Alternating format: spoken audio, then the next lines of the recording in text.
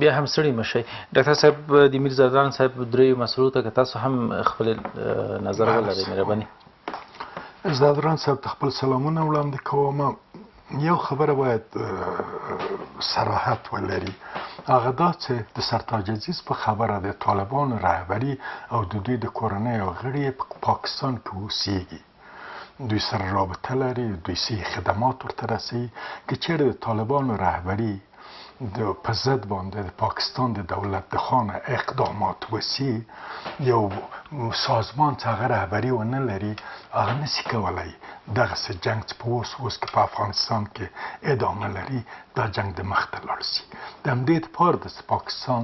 د طالبانو د رهبري په ضد اقدامات نه لري، او نه تنها د پاکستان د طالبانو رهبري خو دا جنګ نسي رهبري کولی. د جنګ شاته د پاکستان استخبارات درېدلي دي، او د پاکستان استخبارات چې دا جنګ هم تنظیموي او هم رهبري کوي. بل د بودجې په مورد کې چې دوی خبره وکړه، موږ خو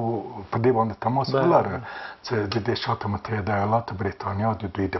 منطقې او جهاني متحدین درېدلي دي، او آن دا سوالونه هم رامنځته کېږي چې په دا اوس کې ځینې برخې د طالبانو چې د ایران د خوا نه حمایت کېږي، آیا ایران هم د متحده ایالاتو متحد ده د پردې شاته؟ او که ظاهرا دغه خبرې دي او مخالفتونه دي،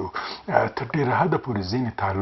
تحلیلونه دې ته هم سړی رسولی شي چې احتمالا به ایران هم د متحده ایالاتو سره ډېر نږدې وي، د پردې شاته به روابط ولري، او دا سناریو کومه چې د خلیج په اطرافو کې تطبیقېږي د دوی ګډه مشترکه سناریو. ډاکټر صاحب دلته یوه پوښتنه ماته اجازه راکړئ چې ویې کړم. دغه سناریو یوازې او یوازې که څه هم په دې باندې ډېر زیات بحثونه شوي دي چې د امریکا غوښتنه په سیمه کې څه شی ده، منځنۍ اسیا ته رسیدل او د هغو هیوادونو نه امنه کول، او یا هم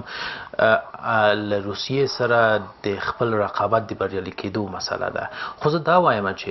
یو ډول دغه هیوادونه په قراره دي یوازې دلته اور پر افغانستان کې رابل شوی دی. آیا امریکا له پاکستان سره هم اړیکې او د طالبانو غیر مستقیم حمایت، او له ایران سره هم اړیکې او یو ډول غیر مستقیم حمایت یوازې د افغانستان د مسلې لپاره که ډېره اوږده ستراتیژیکې مودې لپاره که دوی هغه اهداف ته دا ستراتیژي ډېره لویه ده، تر هغه نه چې دوی د افغانستان په اړه باندې فکر وکړي.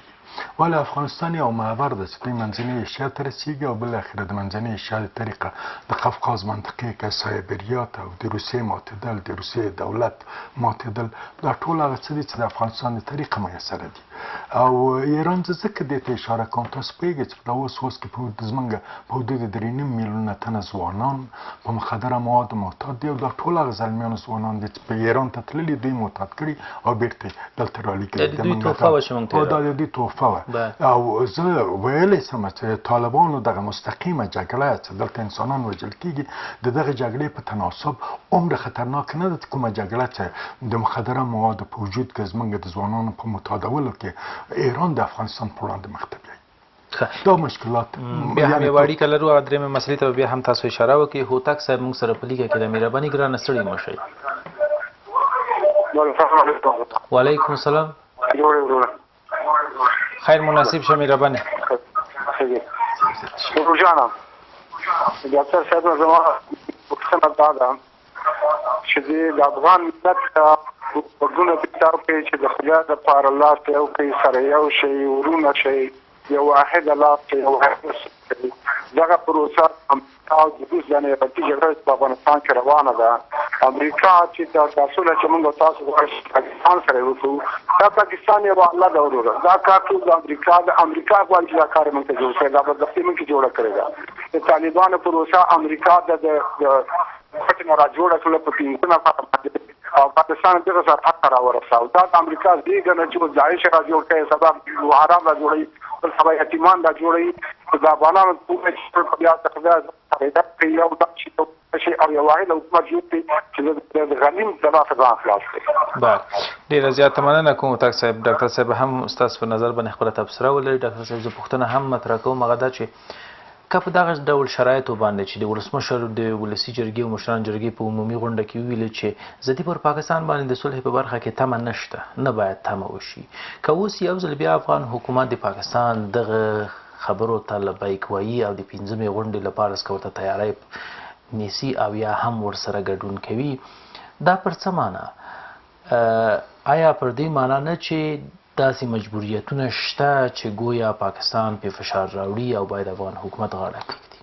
پاکستان په مستقیمه توګه فشار را نه وړي، د متحده ایالاتو طریقه دا فشار راوړلی چې دوی په دغه غونډه کې ګډون ولري. موږ خو هر څه د متحده ایالاتو په اشاره سرته رسوو. حکومت مو راته متحده ایالات جوړ کړي، د ما او تا سرباز افسر دی، د ما او تا مامور کارمند ته متحده ایالات معاش ورکوي. موږ که زه ادعا ولرم چې موږ په افغانستان کې یو ملي مستقل دولت نه لرو، دا حقیقت لري. دغه دپاره واقعیت دا ده چې د پاکستان نه دا انتظار لرل چې دوی د دلته په افغانستان کې د سولې، امن او ثبات تامین سره مرسته وکړي. او دا ورور هم اشاره ولرله چې په پرون کې که طالبان جوړ کړه خو متحده ایالات پکې لاس لاره، نقش لاره. اوس که داعش هم جوړېږي، القاعده او دا نور بېقاعدې سازمانونه هم دا څه په واک کې دي، چا جوړ کړي دي؟ یا ایران جوړ کړي یا پاکستان جوړ کړي، راغلي دلته نن ورځ د افغانستان د خلکو په سرنوشت باندې تحمیل شوي. یو دغه مواردو نه چې ماته دا سوال ایجادوي که چیرې متحده ایالات واقعا د پاکستان د ایران سره مخالفت ولري، خو دا ډله چې په ایران کې جوړې شوې ده ولې دلته د افغانستان د خلکو په سرنوشت حاکمیت کړی دي؟ ماته دغه سوال پیدا کېږي چې شاید د پردې شاته ایران او متحده ایالات هم ګډه مشترکه برنامه ولري، پروګرام ولري. په کل کې زه ویلی سم هغه سوال چې د جناب زدران صاحب نه پاتې سه چې دوی دا خطر ته اشاره لرله چې کېدلی چې افغانستان د غټ قدرتونو د جنګ په میدان بدل شي. په سوریه کې موږ وینو حوادث داسې انکشاف وکړ چې روسان ناګزیره شول، خپل قوتونه یې روسیې ته ولېږه او سوریې ته ولېږل او بالاخره سوریه کې د موجود وضعیت راپیښ شو. په افغانستان کې په اوس کې د افغانستان په شمالي سرحدونو کې روسي پوځونه هلته پراته دي. او کله چې روسان دا خطر احساس کړي چې د افغانستان دوی ته جدي خطر متوجه ده منځنۍ ایشیا ته، دا محتمله نه ده چې افغانستان په دویم سوریې بدله شي.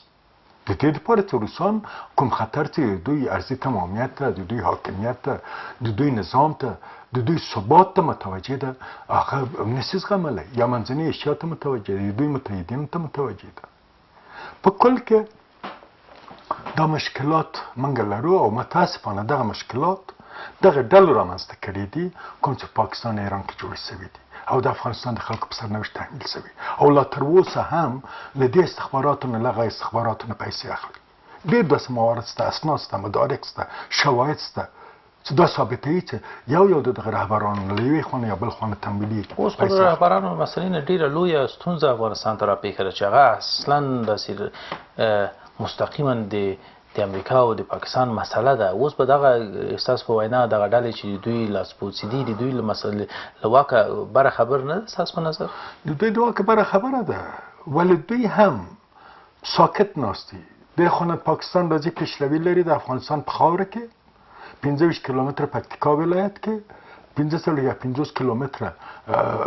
په ننګرهار ولایت کې، په لسګونه پوستې د ډیورن لاین نه دې خواته نظامي جوړې کړي دي. دغه د دوی توپچي راکټي حملې تاسو کوم جهادي رهبر نه خبره واورېدله چې د عقل خپل احتجاج کړی ډاکټر صاحب دا به سره ومنم چې جهادي رهبر، زه د رهبرانو استازیتوب نه بلکې حقیقت باید سره ووایي. جهادي رهبرانو خو به غږ نه وي پورته کړی، کوم حکومت دې غږ پورته کړی؟ دا مسؤلیت د حکومت ده که د جهادي رهبرانو؟ د حکومت هم ده، د هر افغان مسؤلیت ده. زما او ستا غږ که پورته هم شي دومره اثر به ونه لري که د حکومت غږ پورته شي؟ که اثر لري که نه لري، حداقل موږ خپل مسؤلیت خپل ولس خپل وطن پر وړاندې دفاع کوو. ولې پاتې کېږي دا حکومت متشکل د چا نه ده؟ دا خو د دوی سهامي شرکت ده، خو د دغه تنظیم وزیر ده پکې، دغه تنظیم وزیر ده پکې، دغه بل تنظیم وزیر ده پکې، او دا په کله کې یو سهامي شرکت جوړ شوی ده. دا سهامي شرکت ولې څه عمل نه لري؟ دلیل دا ده چې بار بار دا ویل شوي دي چې په سرحدي ځواکونو کې د پولې دی خو هغه خوا چې کله ستونزې را پیدا کېږي دی خوا نو سرحدي ځواکونه وایي چې موږ ته د قومندې امر نه دی راکړی شوی. په داخله کې نو دا خو حکومت دی چې باید خپل مسؤلیت ادا کړي. دا رهبران نو بیا څه وکړي؟ آیا رهبران کولی شي سرحدي ځواکونو ته قومنده وکړي؟ په داخله کې ولسمشر هدایت ورکړ ټولو قوتونو ته چې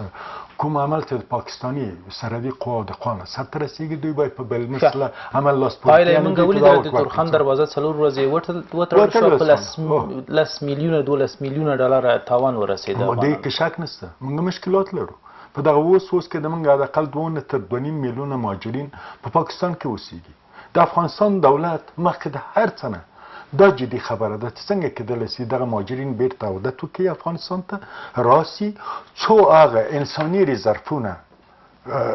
چې بیا پاکستان دغه نه په استفادې سره دلته جګړې ته دوام ورکړي دغه ریزرفونه د دوی د لاس نه ووځي زموږ لومړنی مسؤلیت دا ده چې د خپل مهاجرینو د داوطلبانه او آبرومندانه عودت و بازگشت لپاره زمینه مساعده کو دوهم د افغانستان د اساسي قانون د احکام مطابق هم حکومت په کل کې دولت مسؤلیت لري د افغانستان د ارضي تمامیت ملي استقلال ملي حاکمیت او ملي ګټو د دفاع په خاطر باندې چې دوی باید عکس العمل ولري دا څه ولې عکس العمل نه لري دا په دوی پورې تعلق لري دا تاریخي مسؤلیت ده دا تاریخي مسؤلیت ده چې دوی بالاخره د افغانستان د ولس په دا به ومنو چې افغان حکومت ښایي هغه توانایي ونه لري چې د پاکستان غوندې بالمثل عمل وکړي د پاکستان په شان خو موږ له نړیوالې ټولنې په ځانګړې توګه له امریکې سره دغه ډول تړون لرو که چېرته له بهرني هیواد څخه پر موږ باندې د یرغل او د ګواښ مسله راپېښېږي نو امریکا ده چې د موږ تر شا درېږي آیا له امنیتي تړون وروسته دغه احساس افغانانو کړی چې امریکا دې زموږ ننګه کړې وي که موږ ټول دغه آن ما په تیرو کې هم دیوان ټینګار لره چې ضرورت ده افغانستان په اقتصادي سیاسي نظامي لحاظ باندې متحده ایالات پورې تړلی ده د قرارداد که عقد نشي او د خپل کومکونه قطع کړي دا دولت یې بیا هفتې دپاره دوام نه کوي زمونږ ټینګار هم په دې و زمونږ هیله دا وه چې وروسته دغه قرارداد اقتدالو نه به متحده ایالات افغانستان سره مرسته کوي د پاکستان د مداخلو د قطع کېدلو په خاطر باندې د ایران د مداخلې د قطع کېدلو په خاطر باندې ولې په تعصب سره ونه سوله اوس دغه سند صرفا د متحده ایالاتو په لاس کې داسې یو سند هر وخت چې دوی وغواړي په هر پیمانه چې دوی وغواړي خپل قوتونه افغانستان ته راوستلی سي او دغه نه استفاده کولی سي دوی سند کې راغلي وو چې د افغانستان نه به د افغانستان د ګاونډیانو په ضد د یو بل ملک په ضد استفاده نه کیږي ولې کله چې دلته د قوتونه د ضرورت په حساب باندې هغه هم د دوی ګټه د دوی د ګټو تامین لپاره نه د افغانستان د ګټو تامین لپاره دا ضرورت احساس کی د قرارداد دوی ته اجازه ورکړي چې خپل قوتونه راوړي ولې د افغانستان سره دوی لا تر اوسه پورې د پاکستان په برابر کې کوم عکس العمل نه لري زده کومه ته دا سوال پیدا کیږي ولې دوی د پاکستان په وړاندې ښکاره دریځ نه لري ولې دوی دغه ملکونو په وړاندې دلته تورستانو حمایت کوي ښکاره دریځ نه لري دغه مبهم سیاست دغه تیاره سیاست یو معنا لري چې دا متحده ایالاتو د افغانستان په وړاندې دوه مخې لوبه مخ ته بیایي ظاهرا دا د افغانستان دوست او ستراتیژیک او همکاري او پیمان هم عقد شوی ده او د امنیتي قرارداد هم د دواړو ملکونو ترمنځ وجود لري ولې په عمل کې هغه اقدامات بالاخره ایجابي دغه دوه سنده امریکا مکلفه چې د افغانانو په حمایت کې د پاکستان په وړاندې حداقل دوی ډیپلوماتیک جدي غبرګون ولري موږ د دې شاهد نه یو او دا ښیي چې د دوی ګډه مشترکه لوبه ده ډاکټر صاحب همدغه مسله اوس تاسو مخکې ویلي چې د پاکستان په اړه له پاکستان څخه نشي غوښتلی ځکه چې دغه سناریو د امریکا ده ځکه چې امریکا دغه حکومت رامنځته کړی ده په دې برخه کې موږ خو امنیتي قرارداد چې لرو شرایط لرو اصول لرو چې په کومو مواردو کې باید له یو له بل څخه پوښتنې وشي او هغه مسؤلیتونه باید ادا شي په دې قرارداد کې هم موږ د دې صلاحیت نه لرو چې له امریکا څخه وغواړو چې امریکا تاسو ته ما 9 اډې درکړي دي ستاسو دلته هر هغه امکانات چې لرئ هغه دلته ترلاسه کړي دي او خپله ژمنه چې ګویا د تهدید په وړاندې به ستا تر څنګ زه درېږم دا پوښتنه حق هم نه لري ځکه د مثال په توګه یو خبره ده یو مثال که غواړم حل کمه په افغانستان کې اساسي قانون وجود لري د اساسي قانون په ټول یو شان تطبیقېږي دلته ځمکه غصبېږي عامه شتمني لوټېږي فلان وجود لري خو فلان نه تطبیقېږي ولې په کسبر باندې تطبیقېدلی شي د افغانستان خلک زما خبره غلط تعبیر نه کوي ما ته د ولس ګران ده ما ته د وطن ګران ده نو ځکه زه په ټول جرأت سره ما ته مهمه نه ده څه وخت مړ کېږم څه وخت څوک د ما په ضد څه اقدامات لري او بالاخره د وطن دپاره د ولس دپاره هر څه په ما راځي زه یې پروا هم نه لرم فقط اساسي خبره دا ده چې موږ یو ضعیف طرف یو موږ تړلي یو هغه څه چې امریکا غواړي او هغه څه چې موږ غواړو دا ډېر سره متفاوته ده دی وایي ډوډۍ د زه درکوم مرمۍ د زه درکوم جنګېږي ورده د زه تسلي کوم او بیا ته ما په وړاندې دلته دا راز خبرې لري زه دا جرأت په خپل حکومت کې هم نه وینم او که دا جرأت چیرې وجود هم ولري د افغانستان مشکلات د افغانستان د دولت وابستګي د متحده ایالاتو سره دوی ته د اجازه نه ورکوي چې دوی د یو جدي عکس العمل ولري. که موږ خپل حق په لومړیو کې اوس که غوښتلی و نو اوس به موږ دا جرأت درلود. هغه د بېلګې په حساب باندې دا ډول موږ 8 اډې ورکړي دي. د دې په مقابل کې دوی 4.2 میلیارډ ډالر د کال له اردو سره مرسته کوي. که موږ په لومړي سر کې ویلي وو چې زه دغه ځمکه د اډې په توګه تا ته درکوم، ته یې کرایه او اجاره ماته راکړه. 1 روپۍ، 2 روپۍ، $10، $1 میلیون، $1 میلیارډ ډالر. نو بیا هلته به ما خپل حق اوس که غوښتلی شوه، ته زما په کور کې کرایه نشین یې، زه حق لرم چې تا نه کرا واخلم. نو په دې صورت کې بیا ما دا جرأت کولی شوه. اوس رښتیا هم زه دا جرأت نشم کولی چې ورته وایم چې ته ما ته حق راکړه. زه ګویا داسې وایم چې هغه مرسته ته ما ته راکړه. زه خپل حق اوس که نه غواړم. سوال دا ده دلته ډېر کرایه نشینان دي څه ناست دي، کور غصب کړی، قواله یې جوړه کړې ده، د کور اصلي مالک اصلا هغه په برابر کې دوام مخته نصیبولی. موږ په دغسې یو موقعیت کې یو. امریکا راغلی ده، اوس هر څه دوی په لاس کې دي. زه نه وایم دا وطن د ما ده ولې د ما نه ده. په دا معنا سره امریکا راغله د امنیتي تړون په ورسره لاسلیک کړه او دغه امنیتي تړون پر بنسټ باید مونږ عادلانه راکړه ورکړه. دا تړونونه عادلانه عدالت ته چا نه غواړي؟ عادلانه داسې ګورئ سودان تقسیم شو په سودان شمالي سودان جنوبي باندې. تاسو ګورئ وضعیت په لیبیا کې ګورئ، تاسو ګورئ وضعیت په عراق کې ګورئ، تاسو وضعیت په سومالي کې ګورئ، تاسو وضعیت دلته په سوریه کې ګورئ، وضعیت په افغانستان کې ګورئ. هر ځای ته امریکا تللی. که چېرته موږ دغه امنیتي تړون ورسره بدون قید و شرط نه و منلی لکه څنګه چې اوس هم منلی ده، نو د افغانستان حالت به اوس له دې نه هم خراب. دوی ویله دا د دوی متحدینو ویله که چیرې د قرارداد د ناتو غړو هیوادونو د ادعا لرله که چیرې دوی د قرارداد امضا نه کړي، افغانستان د قرارداد امضا نه کړي، دوی خو هر ډول څرګندونې کول، دوی خو تبلیغات د دوی وو. ولې زمونږ مشکل دا و چې موږ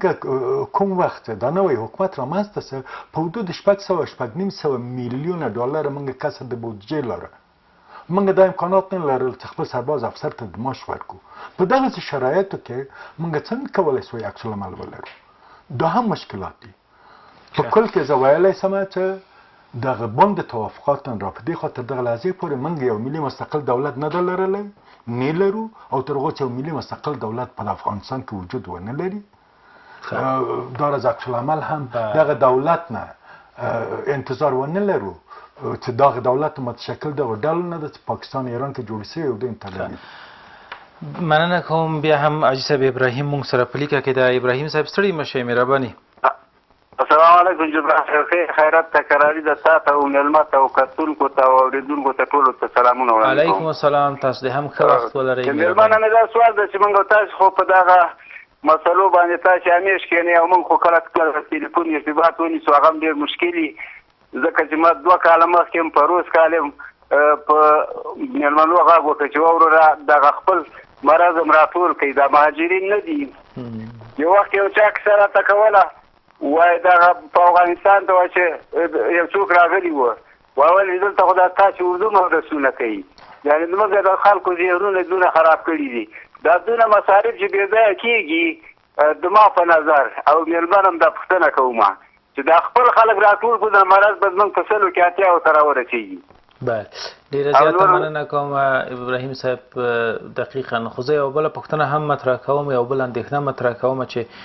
له پاکستان او ایران څخه موږ دغه کډوال را ستانه کړو افغانستان ته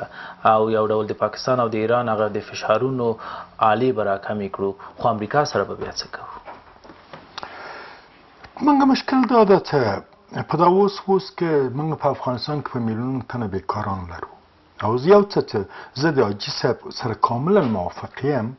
هغه دا ده تر هغو چې زموږ مهاجرین بیرته افغانستان ته عودت نه وي کړی، بالاخره د دغه مهاجرینو نه د جنګ د دوام دپاره د یو زیرمې په توګه استفاده کیږي. که چیرې دوی راسي بالاخره دا زیرمه ختمیږي مونږ زموږ مشکل څه ده فقر او بیکاري اوج ته تاسو فکر رسېدلی نه ده کوئ چې گویا دغه ستونزه به بیا حل نشي هغه ځکه چې تاسو مخکې ویلي چې دغه سناریو د امریکا سناریو ده ډیره لویه سناریو ده او یو ډول د پاکستان له لوري دغه عملي کېږي پاکستان اجاره اخیستې ښه دا به فکر وکړو چې پاکستان او ایران څخه دغه ټول کډوال راغله افغانستان ته آیا امریکا دومره ضعیفه ده چې د کډوالو په راتګ سره به بیا هر څه دلته د پاکستان له لاسه وځي آیا تاسو فکر نه کوئ چې امریکا به بیا همدلته د کور دننه تاته داسې کسان پیدا کړي چې له همغو کسانو څخه باید دلته تاته سرخوږی پیدا شي کاملا داسته دا له نظام نه نیولې تر ټولنې پورې د دوی افراد وجود لري دوی جواسیس وجود لري دوی عوامل وجود لري ولې حداقل خبره څه موږ لرلی سو که چیرې مهاجرین وجود ونه لري هغلته به دغه زیرمه چې دوی دغونه جنګي ابزارو په حیث باندې استفاده کیږي ټوپک په اوږه ورکړي هلته جنګېږي دا به یو څه کاهش پیدا کړي ولې بل مشکل دا ده چې دلته فقر او بیکاري اوج ته رسېدلی دلته اقتصادي بحران وجود لري که چېرې دا مهاجرین راسي دوی ته ضرورت ده چې دوی د کار او اشتغال د لحاظه تامین سي او یو 15 میلیونه راتګ دلته په داسې شرایطو کې چې دغه اوس کې موږ په میلیونو تنه بیکاران وجود لرو نور بیکاران هم زیات سي کېدلی شي زه ستاسو سره موافق مشکلات لا نور هم ډېر سي ولې د افغانستان قضیه ډېرې پیچلې ده اوس اصلي پوښتنه دا ده چې پاکستان په وار دغه پرلهپسې غوښتنه کوي چې باید 15مه غونډه ترسره شي او افغان حکومت هغه دریځ خپل روښانه کړی چې نور پر پاکستان باندې تمه کول په کار نه دي تاسو مخکې اشاره وکړه چې امریکا به دوی اړ کړي تر څو دغه 15مې غونډې ته ورکړي لاړ شي له دغه ډول ضعیف موقف سره چې پرون ویلې چې د پاکستان باندې نور تمه کېدای نشي او بیا که ورشي له 15مه غونډه ورسره وکړي کوم موقف کوم دریځ به د افغان حکومت وي آیا نتیجه به ورکړي ښه خبره همدا ده چې دوی په خپل دریځ باندې ټینګار وکړي دوی ووایي چې موږ د پاکستان نه تمه نه لرو دوی د متحده ایالاتو نه موږ ته په علني توګه د مطبوعاتو طریقه د جمعي اطلاعاتو وسایلو طریقه په امریکا غږ وکړي چې تر اوسه پورې خو پاکستان د خپل تعهداتو مطابق د طالبانو په ضد د نورو تروریستي ډلو په ضد پاکستان کې اقدام نه ده کړی دوی د رهبرۍ په ضد اقدام نه ده کړی کوم ضمانتونه وجود لري ځکه چیرې موږ په دا غونډه کې ګډون ولرو هغه ضمانتونه دي بیا بالاخره اجرایي حیثیت پیدا کی او دوی د تروریستانو د رهبرۍ په ضد اقدامات ته واداره کړي دا باید متحده ایالات تضمین کړي دا باید چین تضمین کړي پرته دوی د ضمانت نه زمونږ ګډون دا فقط د وخت ضایع کول نه یوازې پاکستان بلکې خپل ژمنې پوره کړي چین او روس امریکا هم باید خپل ژمنې یو خبره ته چې زه غواړم اشاره ولرم هغه دا ده چې د افغانستان دولت ژمنه سواء چې په افغانستان کې که چیرې یو تن هم وسله په ځمکه ږدي د افغان وزن مسلمان وزن نه لاس اخلي دا د وطن په ګټه ده په کل کې دوی باید خپل کوششونه تلاش ته ادامه ورکړي هغه ډلې چې صلح ته حاضرېږي دوی په داخل د افغانستان کې دوی سره مذاکره وکړي او بالاخره دوی د صلح بهیر پروسې ته چل مننه کوم ډاکټر صاحب یو وروستۍ اړیکه به هم واورو امان الله ورور موږ سره په لیکه کې ده مهرباني ګرانه ستړي مه شئ بله ګرانه زه امان الله بګرامنه خبرې کوم مهرباني ستړي مه شئ امان الله صاحب ګرانه د ما دا نظر دی که نه اول د موږ پاکستان خو د چا په زور باندې هوا کا که نه چې څه اول چې د لیار واچور یې کله امریکا ته راغله افغانستان ته هغه چې د کومې پیسې د امریکا ته د امور رئیس جمهور د ولې ته نه وي د ناټو ته د لاسلیکې چې ورسه کړی دی پاکستان خو ګوره ګرانه د چا په زور باندې هوا کوا درلودل چې دا د امریکا په زور باندې هوا نه کړي دا کارونه کړي د پیسې د کومه کې د امکانات د کومه کې د سلاح ورکول د کومه کې ګوره د مور رئیس جمهور نه دا خواهش دی چې دا امریکا داسې کینی وي چې ګوره د ما د لویش نه دفاع نشي کړی دا اوس د تورخان کې دوه میلیارډ باندې وګرانه ده دوی د لکونه میلیونونه ډالر چې تاوان وشوله ګوره چې د څلو به روانه کړي ټوله په موږ باندې اتب کړی د امریکا دا معامله په موږ روانه کړې ده ډیره زیاته مننه کوم وخت مو لنډ دی مننه کوم امان الله ورور ښه ستاسو نظر مو واخیست نو ستاسو وروستی نظر ډاکټر صاحب غواړم او دا چې افغان حکومت دغه سیاست یا دغه جرأت باید پیدا کړي چې د افغانستان ستونزه له اصلي هغه کس سره چې ستونزه یې را پیدا کړې باید بس دا د افغانستان د خلکو غوښتنه ده د افغانستان د خلکو غوښتنه د دولت په دریځ کې باید انعکاس پیدا کړي دوی دغه دریځ خپل وڅ موږ پاکستان انتظار نه لرو دلیل دا ده چې دوی د طالبانو دوی د تروریستانو په ضد پاکستان کوم اقدام نه در لرلی آن ولسمشر په لندن کې دا ابراز کړل همدغه دریځ د خپل کې دوی د جمعي اطلاعاتو وسایلو طریقه امریکا ته ورسوي، هم د ډیپلوماټیک لارونه او هم د جمعي اطلاعاتو وسایلو طریقه په روښانه د امریکا نه وغواړي چې که چیرې موږ په دا مذاکراتو کې ګډون کوو، دا 15مه غونډه کې ګډون کوو، مشروط په دې چې دوی د تروریستانو په ضد اقدامات ولري، د تروریستانو د رهبرۍ په ضد چې دوی پخپله ویلي چې ځایونه په پاکستان کې د کورنۍ سره په پاکستان کې اوسېږي، د هغوی په ضد باید اقدامات ولري. متحده ایالات باید دا ضمانت کړي. په غیر دغه نه دا په قطعي توګه بیا دا قطعي کېږي چې د متحده ایالاتو د پاکستان دریځ یو ده د افغانستان په وړاندې. ډېره زیاته مننه کوم ډاکټر صاحب چې وخت مو ته راکړه. درنو لیدونکو له تاسو هم یوه دنیا مننه کوم. تر بیا هم په الله سپارم. بریالي اوسئ.